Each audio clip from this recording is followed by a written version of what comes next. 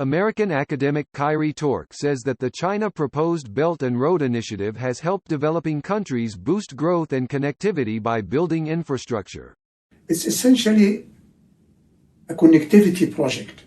We see physical connectivity in the sense of connecting China with Asia, Europe, and Africa, and other nations.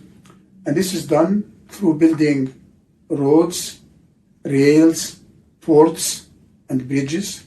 One barrier that hindered their development was that of infrastructure. They didn't have the capital to build roads, bridges, ports, etc. Here comes China.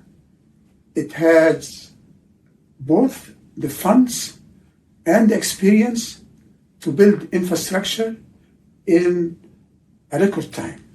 It's also connectivity between people.